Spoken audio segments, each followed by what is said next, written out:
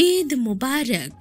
অপরূপ টিভির পক্ষ হতে জানাই অপরূপ টিভির কলাকৌশলী বিজ্ঞাপনদাতা, সংবাদ পাঠক, news presenter, camera person, reporter, দেশ বিদেশের প্রতিনিধি এবং অপরূপ টিভি পরিবারের পক্ষ হতে জানাই আন্তরিক অভিনন্দন, প্রীতি ও শুভেচ্ছা। বললেন যে আমাদের আরেক বন্ধু, নির্যাতিত বন্ধু বিএনপির ব্যাপারে, তাদের ইদানিংকার আচরণের ব্যাপারে আমি আপনাদেরকে একটু বলবো যে রাজনৈতিকভাবে তো আমরা আদর্শিক রাজনীতি করি।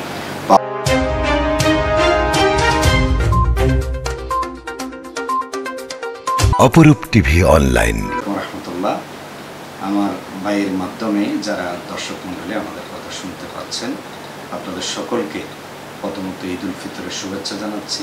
তাকাব্বালাল্লাহু মিন্না ওয়া মিনকুম, ঈদ মুবারক। সম্মানিত ভাইগণ, আমার বন্ধু আমাকে বলছেন যে বিগত যে 17 বছরের বিভিন্ন বিষয়ের উপর কিছু বলার জন্য। আমি এক্ষেত্রে একটি কথাই বলবো, আসলে 17টি বছর জীবন থেকে যে কীভাবে গেছে আপনারা সকলেই জানেন যে আমরা স্বাভাবিকভাবে চলাফেরা করতে পারিনি, কথা বলতে পারিনি, মানুষদের সাথে মিশতে পারিনি, মানুষদের কাছে যেতে পারিনি, আমরা আমাদের সন্তানদেরকে সময় দিতে পারিনি এবং আমরা বাসায় থাকতে পারিনি, আমরা একদিনের জন্য স্বস্তিতে আমাদের সময়গুলোকে কাটাতে পারিনি। এগুলো আসলে দুঃসহ একটা যন্ত্রণা এবং স্মৃতির বিষয়।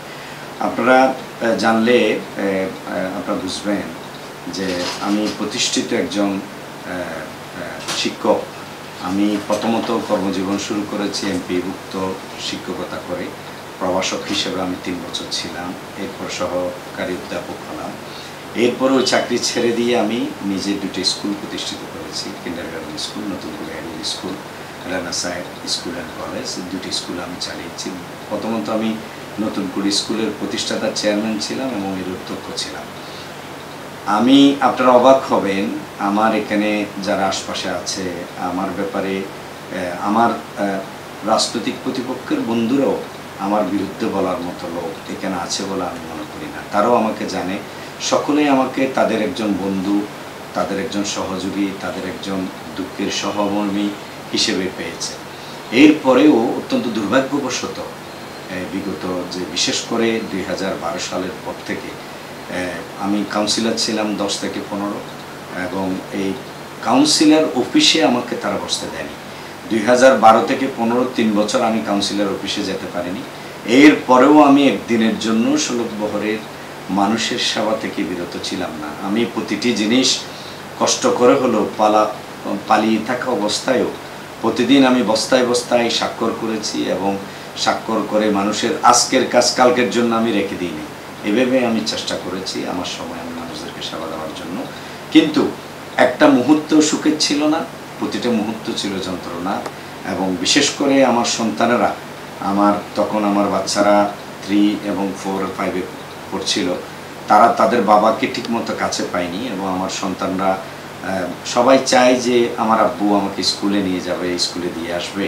অত্যন্ত দুর্ভাগ্যজনক হলেও সত্য যে আমি আমার বাচ্চাদেরকে কখনো নিয়ে স্কুলে যেতে পারিনি, স্কুলে দিয়ে আসতে পারিনি। তাদের হাত ধরে শৈশবের যে তাদের চাহিদা, সেই চাহিদাটুকু আমি পূরণ করতে পারিনি।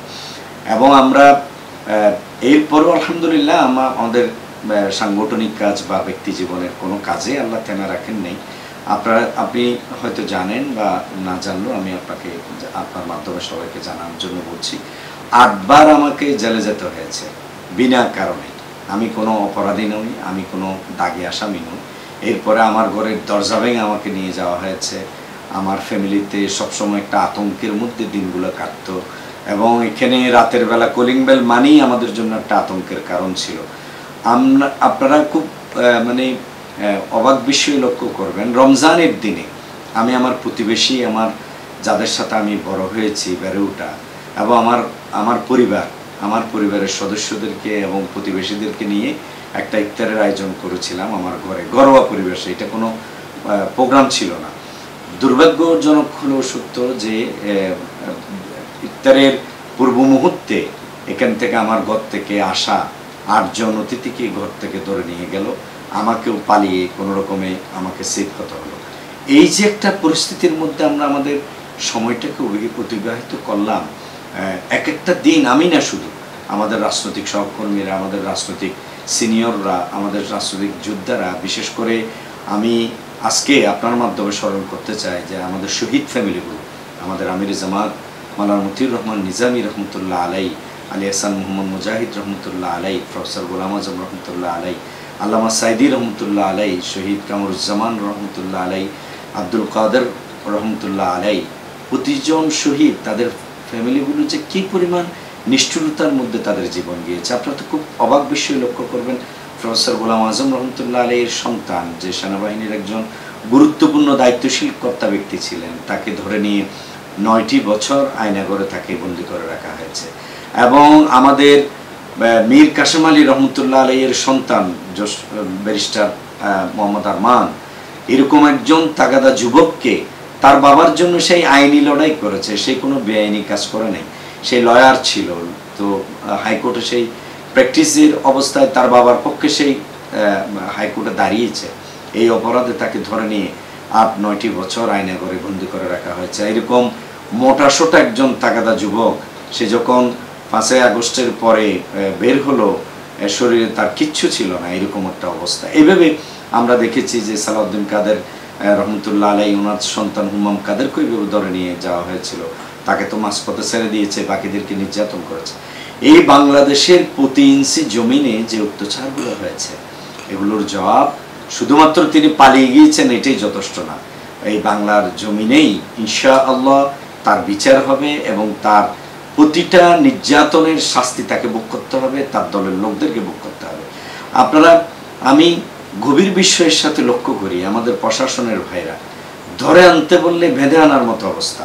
আমাকে মামলার আসামি করা হয়েছে, আমি মিছিলে নেতৃত্ব দিচ্ছি, এজন্য আমার বিরুদ্ধে রাজনৈতিক মামলা, হয়রানিমূলক মামলা। তারা জানে আমি যাওয়ার পরে, ধরার পরে আমাকে বারবার বলতো যে আপনার ব্যাপারে আমাদের কোনো অভিযোগ নেই, কিন্তু আমাদেরকে তো উপর থেকে চাপাচাপি হয়, এই জন্য আমরা না করে পারি না।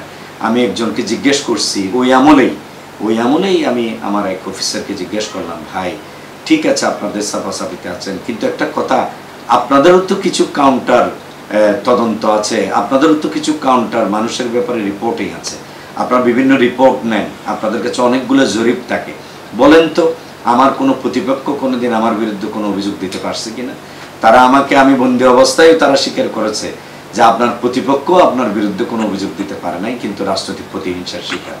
তখন আমি বললাম যে আমি কি খুনের আসামি, যে আমাকে এভাবে ড্রিল মেশিন দিয়ে দিনের বেলা 2.5 ঘন্টা ধরে আমার 4টি দরজা ভেঙে আমাকে গ্রেপ্তার করা হয়েছে এবং একসাথে টানা 5টি মাস আমি কারাগারে ছিলাম। কষ্ট পেয়েছি, কষ্ট দিয়েছে তারা আমাদেরকে। আমার কোনো কষ্ট নিয়ে আমি কখনো মন খারাপ করিনি, কারণ আমি জানি যে আমি ব্যক্তিগতভাবে কোনো অপরাধ করিনি। আমি অপরাধ না করার কারণ আমার ভিতরে কখনো অপরাধবোধ কাজ করেনি তাদের মামলার বিষয়ে। আমার অপরাধ একটাই, আমি আল্লাহর জমিনে আল্লাহর দ্বীন কায়েম হোক এই সত্যের পথটা নিজে বুঝেছি, ওই বুঝের উপর অটল ছিলাম, অবিচল ছিলাম। ইনশাআল্লাহ আপনাদের কাছে আমি দোয়া চাই, আমৃত্যু যাতে এই বিষয়টির উপরে, দ্বীনের উপরে যাতে আল্লাহ আমাদেরকে অটল রাখেন। যত রকমের প্রতিবন্ধকতা আসুক, আমরা যাতে দ্বীনের উপর অটল অবিচল থাকতে পারি। আপনি এবং আপনার মাধ্যমে আমি আমাদের যারা দর্শকরা দেখবেন তাদেরকে বলবো, আমাদেরকে দোয়া করবেন, শত প্রতিকূলতার মাঝেও সততার সাথে, ন্যায়ের সাথে, ইনসাফের সাথে যাতে আমরা দৃঢ় থাকতে পারি। দেশপ্রেম নিয়ে এই দেশটাকে পুনর্গঠনে, এই দেশটাকে নতুনভাবে একটি কল্যাণময় রাষ্ট্রে পরিণত করার জন্য আমাদের যে অবদান রাখার সুযোগ আছে, আমরা যাতে এই অবদানটুকু যথাযথভাবে রাখতে পারি, এই জন্য আপনাদের সকলের সহযোগিতা কামনা করি। আরেকটা প্রশ্ন জি করলেন যে আমাদের আরেক বন্ধু, নির্যাতিত বন্ধু বিএনপির ব্যাপারে, তাদের ইদানিংকার আচরণের ব্যাপারে আমি আপনাদেরকে একটু বলবো যে রাজনৈতিকভাবে তো আমরা আদর্শিক রাজনীতি করি, পাওয়ার পলিটিক্স করে। আমাদের বিএনপির বাইরে তো স্বাভাবিকভাবেই তারা পাওয়ার পলিটিক্স করে, তারা 3বার ক্ষমতায় ছিল, এর আগেও ক্ষমতায় ছিল, সব মিলিয়ে তো তারা একটু তাড়াহুড়ো করছে অনেকগুলো বিষয় নিয়ে। আমাদের কাছে মনে হয় আর কি, আমরা চাই যে এই ফেসিবাদীদের বিচার হোক, তাদের যে রাজনৈতিক ব্যাপারে তারা যেই অন্যায়গুলো করেছে মানুষ জানুক, তারা যে অন্যায় করেছে এটা জানুক, সংস্কার হোক কিছু, যাতে ভবিষ্যতে কেউ ক্ষমতায় গিয়ে আবার ফেসিবাদীদের মতো আচরণ কেউ করতে না পারে। এটা আমাদের বন্ধুরা হয়তো আমাদেরকে যেভাবে বোঝার দরকার তারা সেভাবে বুঝছে না। আমি মনে করি তারা বুঝবে, বুঝে আমাদের ভাই জাতীয়তাবাদী দলের ভাইরাও একসময় ইনশাআল্লাহ, আমরা তো একসাথে একই কাতারে একইভাবে লুকিয়ে লুকিয়ে নির্যাতিত হয়ে দৌড়ে দৌড়ে রাজনীতি করেছি, কষ্ট পেয়েছি, তারাও আমাদের সাথে জেলে ছিল, তারাও নির্যাতনের শিকার হয়েছে। আমরা আশা করি তারা যথাসময়ে বুঝবে। এখন হয়তো তারা বিষয়টাকে, যেহেতু দীর্ঘদিন ধরে ক্ষমতার বাইরে, তারা তো পাওয়ার পলিটিক্স করে, এই কারণে হয়তো একটু তাড়াহুড়ো করছে। সময়ের ব্যবধানে আমার মনে হচ্ছে যে তারা বুঝবে ইনশাআল্লাহ।